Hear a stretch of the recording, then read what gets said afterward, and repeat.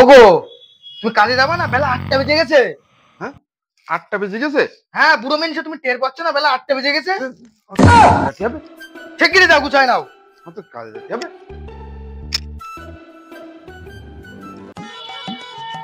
এত বেলা হয়ে গেল, কাজে যেতে হবে। আমি তো কত সময় ঘুমোলাম।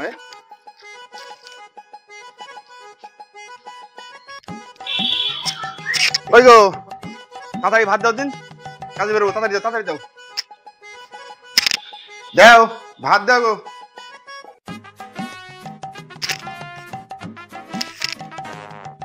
নাও বুড়ো মেনছে, মারাও, মারাই তাড়াতাড়ি যাও।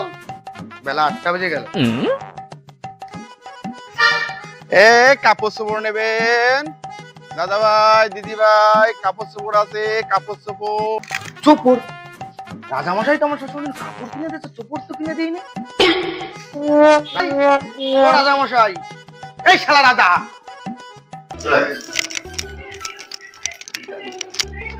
কি হয়েছে রানী? কি হয়েছে? ডাকছো কেন তুমি এত? এই শালা রাজা, বিড়ি ফেল, বিড়ি ফেল।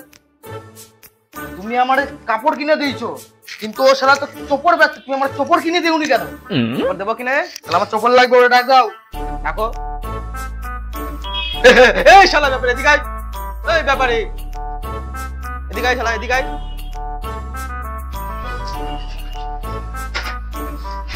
রাজামশাই বলেন, কি আছে? হ্যাঁ রাজামশাই বলো, কি আছে? এই শালার ব্যাপারে, তুই কাপড় বেচিস? চোপড় কি? চোপড় তো অনেক দাম রাজামশাই। কত দাম চোপড়ের? 15 লাখ টাকা। দেখো, আমার চোপড় লাগবে, আমার রানীর জন্য আমার চোপড় লাগবে। ঠিক আছে রাজামশাই, চোপড় চোপড় লাগবে। লাগবে। কত দাম তোমার? আপাতত আপনি 10 লাখ টাকা অ্যাডভান্স দিতে হবে। এই যে তোমার 10 লাখ টাকা, আমার চোপড় লাগবে রানীর। ঠিক আছে রাজামশাই, তুমি চোপড় পেয়ে যাবা।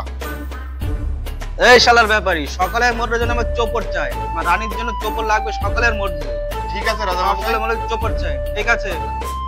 তাহলে তোর সকালের মধ্যে গর্দন নিয়ে নেবো কিন্তু, সকালে গর্দন দিয়ে দেবো কিন্তু একদম। ও রানী, ও চোপড় পেলে আমার জন্য? তোমার জন্য সকালে চোপড় এনে দেবো, চোপড়ের ব্যবস্থা করা হয়ে গেছে। সকাল হলে সকালবেলা আজ তোমার কাছে। কেন? যা।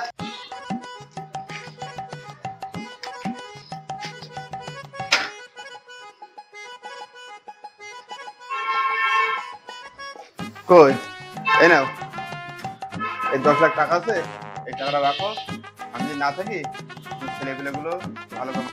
শালা বুড়ো মিনছে তো 10 লাখ টাকা দিয়ে গেল, বুঝতে পারলাম না, ভাত খেলো না, কোথায় চলে গেল?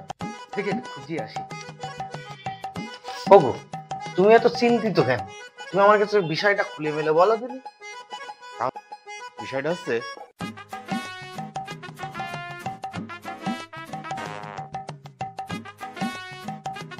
ও আচ্ছা, এই বিষয়। তাহলে তুমি কথাটা ভালো করে শোনো।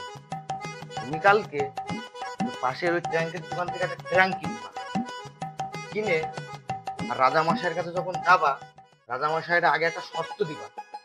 শর্তটা বলবা যে, যে ছোটবেলায় ইন্টু বিন্টু সিন্টু করেছে, সে কিন্তু এই চোপড় পারবে না দেখতে। তুমি এই কথা রাজামশাইরে বলবা, বলে তুমি ইশারা করে ট্যাঙ্কটা খুলে খালি হাতটা উঁচু করবা, বলবা এইটা চোপড়। তখন দেখবা ওরা কেউ দেখতে পারবে না, তখন তুমি সবকিছু বুঝে যাবে। আচ্ছা আচ্ছা আচ্ছা, চলো, শিবপুরে অনেক রাত হয়েছে, তুমি সকাল সকাল ওই কাজটাই করবা। আচ্ছা ঠিক আছে, নাও চলো শুয়ে পড়ি। The next day.